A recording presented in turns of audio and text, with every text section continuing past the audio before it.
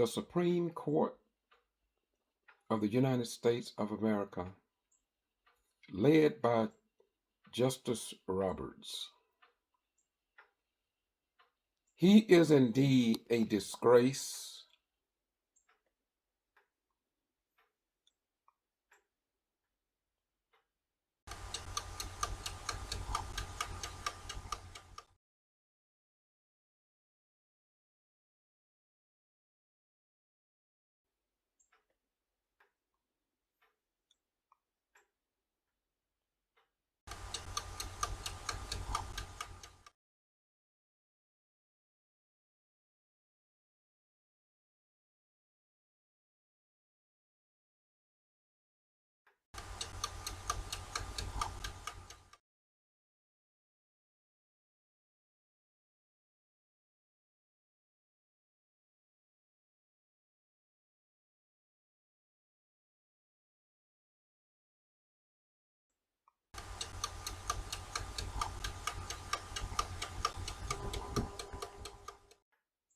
Our beloved nation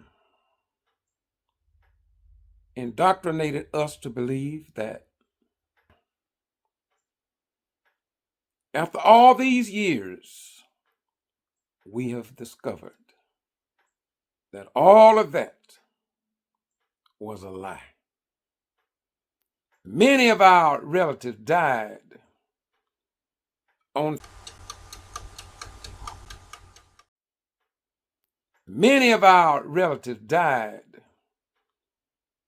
foreign battlefields, and every man was subjected to that law.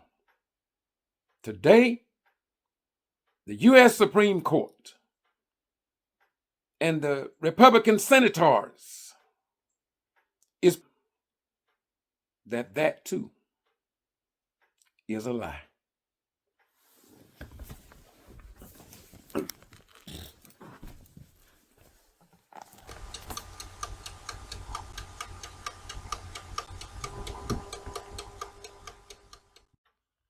As a retired military elected officials had my best interest at heart. I believe that America believed in freedom, justice, and equality in our democratic form of government. I believe that Russia, China, North Korea, and other nations that were communists or whatever dictators was not as good as America. And I wanted to help protect and defend this nation because I believe she stood above the common level. But today, as we look back down the annals of history, including how the Gulf of Tonkin and Vietnam and going into Iraq and other wars that was created for the multi-billion-dollar corporations, and our fellow Americans died in these wars. We kill people in foreign countries because of lies. Lies that is yet to surface. We have some of them. So we, the retired, disabled, and parents and relatives of deceased members that served in the Army, the Air Force, the Navy, the Marine Corps, and other branches of service that are top secret that we don't even know about. I will say again, our country lied to us. But we got to be on guard today that we don't allow them to lie to us again. We got to stand up. We can't just dip in our religious institutions. As I close, when I say dip, I mean we duplicate through our words the life of Jesus. We imitate the ways and life of Muhammad. And we placate the walk and path of the son of Abraham and Yoshabel Moses. But we won't stand up for the human being in Gaza. And it is indeed genocide. And it is a disgrace of what Israel is doing in Gaza. To all military veterans, I say thank you for your service. But what good is it to me to say thank you when all I can do is stay in some religious institution and bury my head in the sand like the legend concerning the ostrich bird and won't even say boo?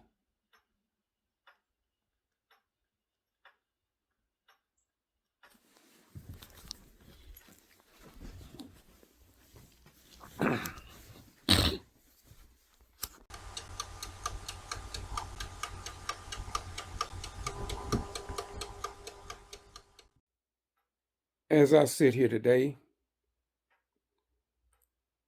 Sunday, October 26th, to imitate any more than the Ashkenazi Jews or Ethiopian Jews now sitting in what they call the state of Israel. God does not care anymore about a Muslim than he does a Christian or a Hindu or you. The God that I seek to imitate love all of us. But when we violate and disrespect him, when we starve and kill his children through these weapons of war that we have created, supposedly as humane beings, according to the God that I seek to imitate, love all of us. But when we violate and disrespect him, when we starve and kill his children through these weapons of war that we have created, supposedly as humane beings, according to scriptures, God don't like it, and I don't either.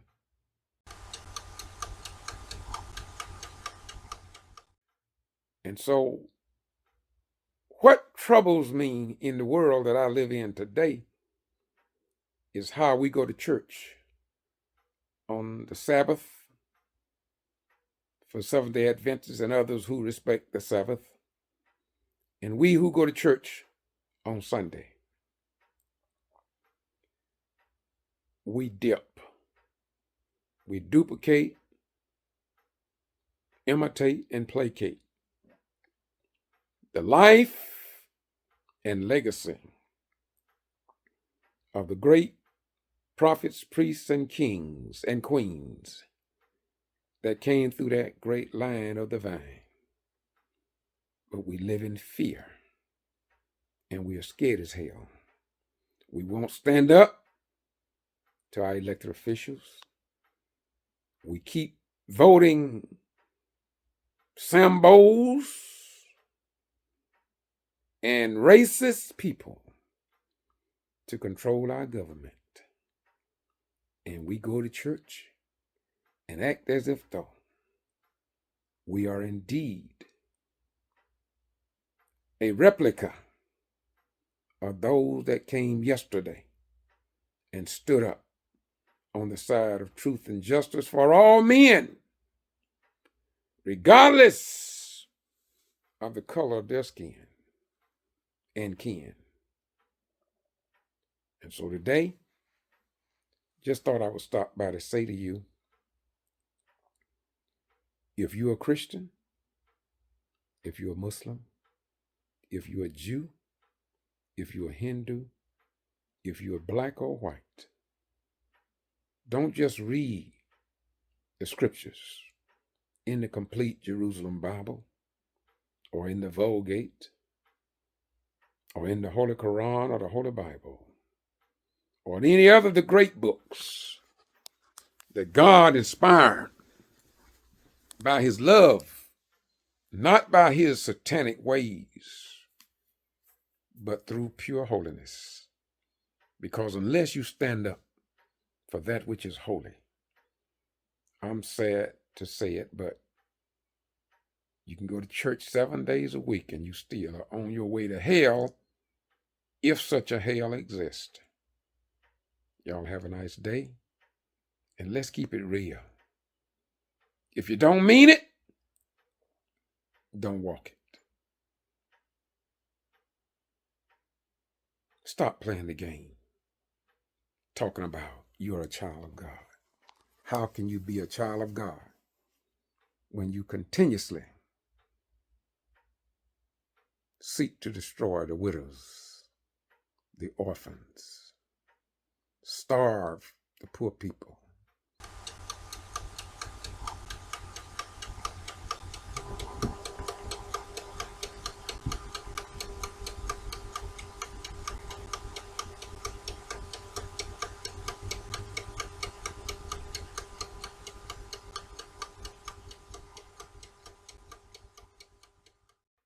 And you see it, and you, out of ignorance, give tithes and offering to a movement that won't even move in the direction of what God taught to his son Jesus when he overturned the temple, the tables in the temple.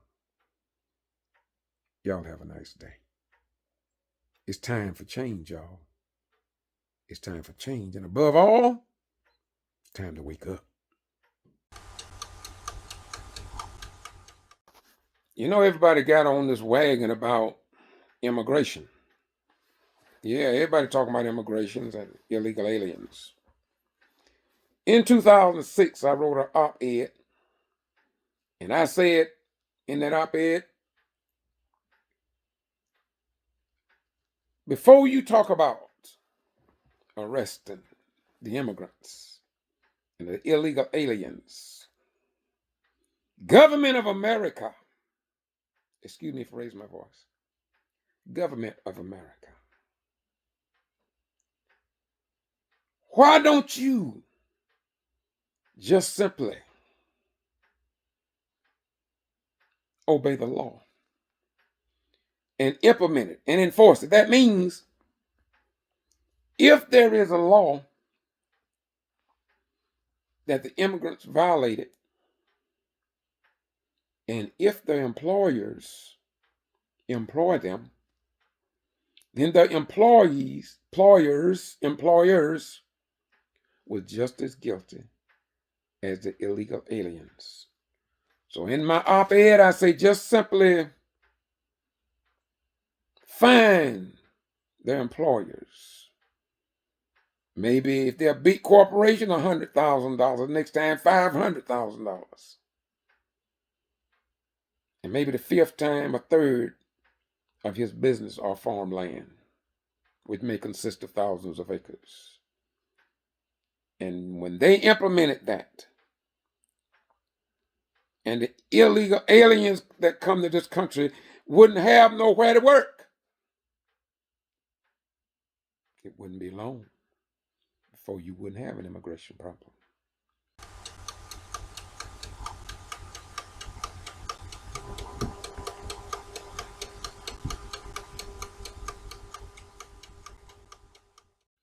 And let me close by saying this, because I just want you all to think and to see that even the news anchors are not asking the right questions. You hear about the number of people that this president is arresting and deporting. How many? Listen. I'm in South Georgia, but listen, I'm from an all-black school, Washington Street High School in Brooks County, Georgia. And I'm asking a question here. And I hope you have enough intellect, although you didn't go to Washington Street High School, to understand what I'm saying.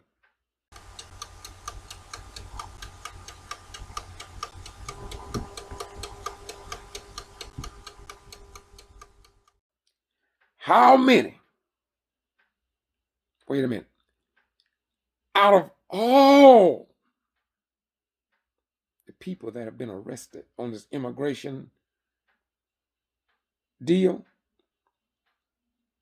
how many employers did you see on your TV screen being arrested, taken to jail, and deported from the country?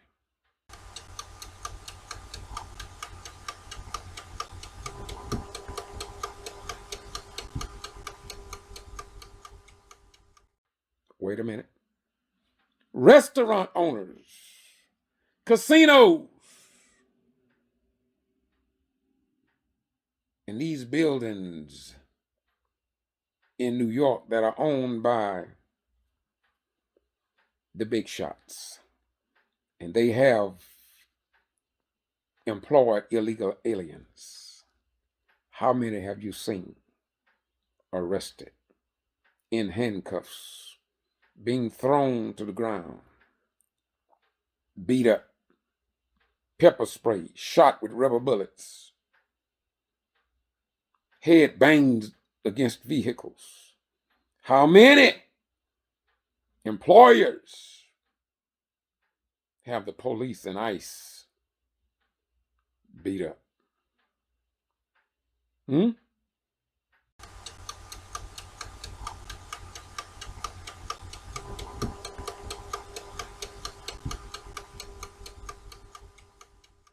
Hmm? And why do you, Americans, keep joining the military? And they treat you like smut and foot after you served this country in your youth, as I did for over 20 years out of ignorance. So as I talk about just that small portion of the immigration issue, I know you never thought about it before, but how could it be that they arrest all of these hundreds of thousands of so-called illegal aliens, but they haven't arrested not one employer on national TV? We don't see them in handcuffs. We don't see them on planes, boats, ships, leaving the country. Something is wrong in America. And I believe God is allowing our current president to expose the wickedness of America. And I say to you all, don't. Wait a minute. I think I'll close this out. I'll be back in a minute.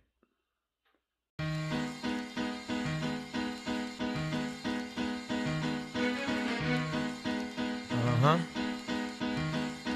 Yo, if I had 100 sheep and one of them got away, I would leave the 99 and go find that one. That's right. Look from the locks and jaws of Satan, I come creating, penetrating with force from the land. I want to talk now about this man we the people voted into office. And when I say I mean we, collectively, the majority of the American people. We should not condemn our current president for what he's doing and shredding the Constitution and making the Supreme Court look like one aligned in Russia or North Korea or China. But we must understand that we, the people, cannot blame the current man in the Oval Office.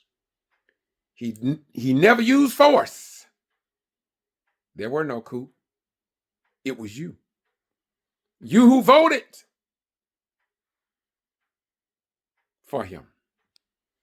And you who didn't vote and stayed at home.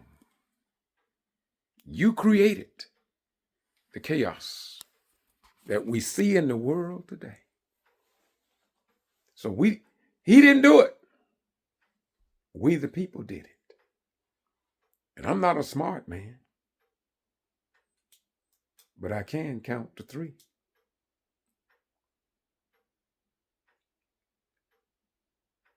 What in the world?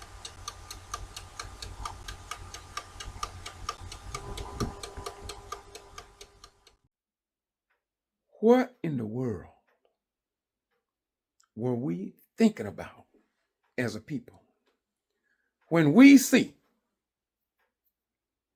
a man live sitting beneath the tree of the works of the flesh? We saw all the fruits that he has produced in his lifetime through his lineage. According to the volume of Sacred Law, you can Google the fruits of the Spirit in the King James Version of the Bible. You'll see under his tree, even after he became president, lies, adultery, hearsays, whoremongering, backbiters, all of these ugly fruits that Jesus talked about fell from the tree of the man we voted for. So what do we expect except death, hell, and destruction? And the worst is yet to come. Now, on the other hand, he didn't have to sit under that tree. His parents did not have to sit under that tree. They chose to do it for whatever reason, for wealth or whatever, prestige. He could have sat under another tree. Love, joy, temperance, patience, joy, long-suffering, all these things. He had a choice. But he chose the fruits that fell from the wicked tree, the works of the flesh. And that's what we see. But you did it. You voted yourself out of a job. Your careers are done away with. Your children are being profiled and arrested, taken to jail and deported. And yet the employers of the immigrants,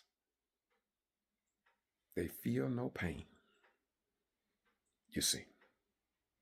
And most of you don't even think about it. You don't even think about how the big shots, the billionaires, through immigration, are carrying on the slave trade in the slave days. And you can't even see that far to understand it. I'm here in South Georgia. I'm a graduate of Washington Street High School in Brooks County, an all-black school that had hand-me-down books from the white school with graffiti in them because they knew the books was coming to the black school. But those black educators took those books that was outdated. The white folk got the new books, but they took those books under the leadership of Robert C. Marshall and those outstanding black male and female educators. And they educated us so we could go out into the world and compete with the best of the best. We can compete with the Catholic schools and other private schools. Went in the military. Didn't ask for no special favors. took the tests with the rest. And we were among some of the best, if not the best. All through what they called inferior schools. Aren't you proud of your blackness? Aren't you proud that we had educators that loved us enough to give us the truth because they understood the power and the righteousness of the truth, and that if we wanted to be free, it was imperative that they give us the truth as recorded in the volume of sacred law in St. John 8:32, and ye shall know the truth, and the truth shall set you free. And that's why black people today are helping to save America from herself before she destroy herself.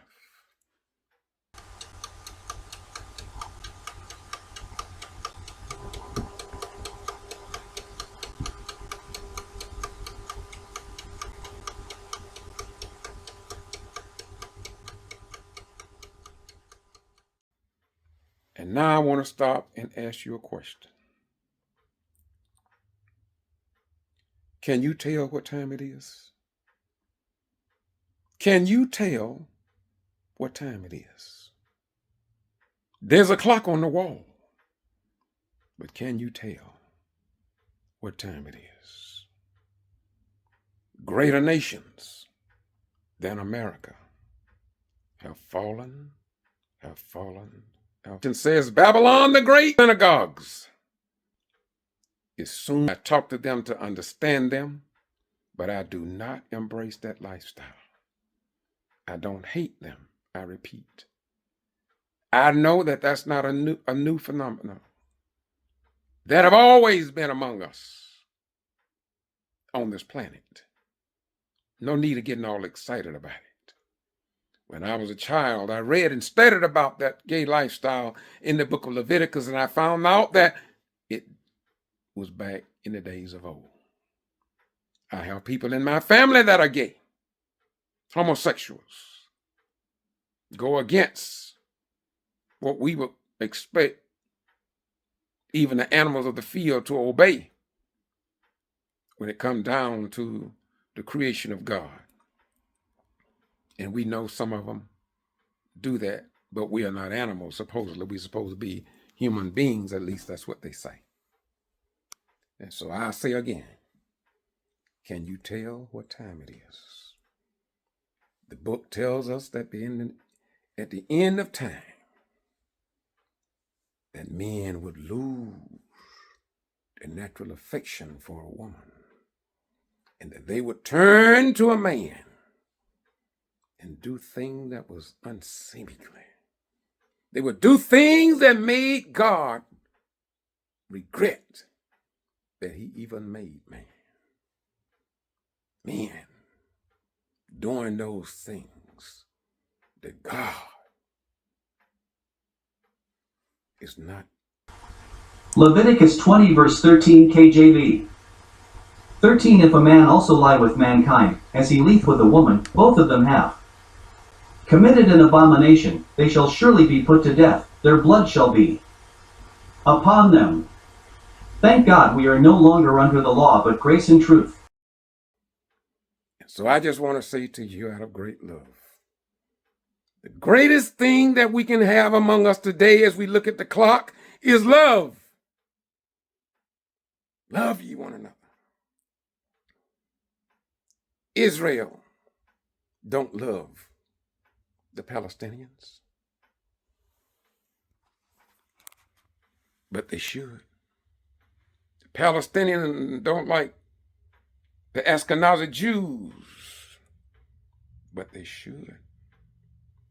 Jesus, the Messiah, as we believe it, said, love ye one another.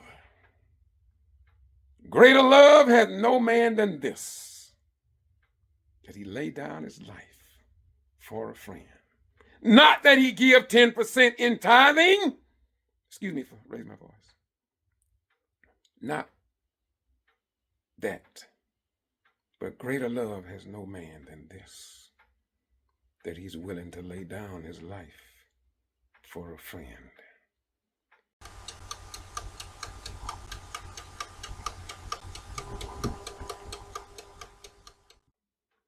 So I just want to say to you out of great love, the greatest thing that we can have among us today as we look at the clock is love. Love ye one another.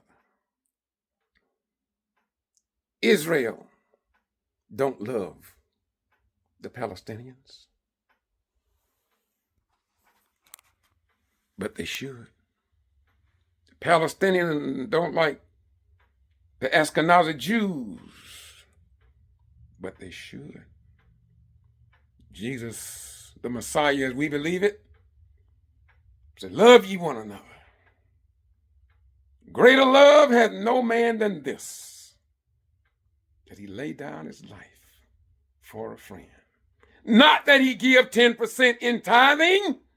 Excuse me for raising my voice. Not that.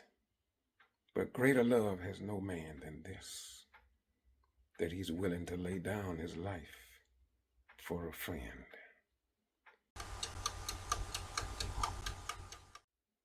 At the age of 14, God called me in a way that I understand it.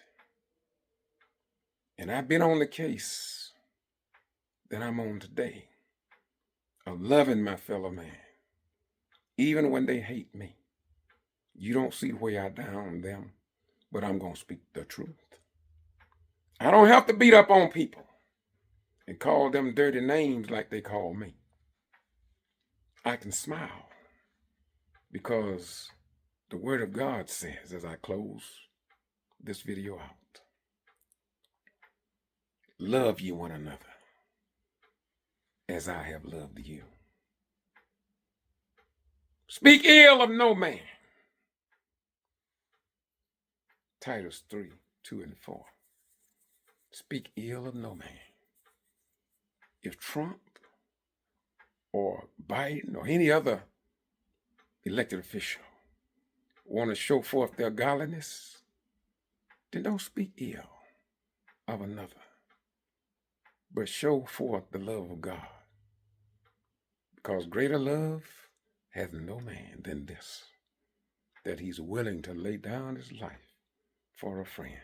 Not go to church every Sunday, not go to Bible study every Wednesday, not going to prayer meeting and bear meeting on Friday evening, not by taking your children to choir rehearsal on Saturday and back on Sunday or Saturday. Not by taking your children to choir rehearsal on Saturday and back on Sunday or Saturday. But greater love hath no man than this, that he laid down, willing to lay down his life for a friend. The reason I talk like this is because you are my friend. And my life was threatened in years past, but it didn't change my message. And today, I still believe in the God that some of us dip in. Duplicate, imitate, and placate the life and legacy of Jesus, Muhammad, and the son of Amram and Yoshabel Moses.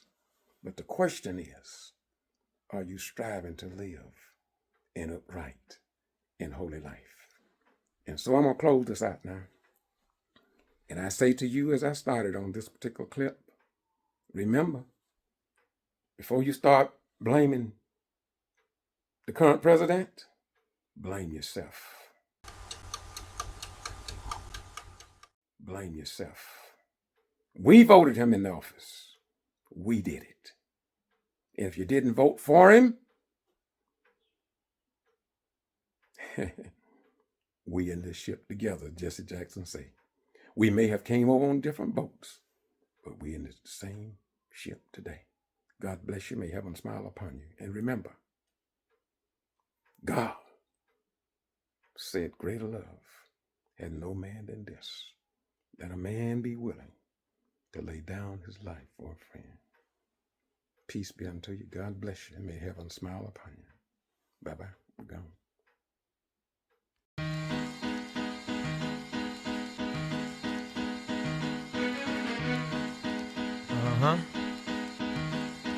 Yo, if I had 100 sheep and one of them got away, I would leave the 99 and go find that one.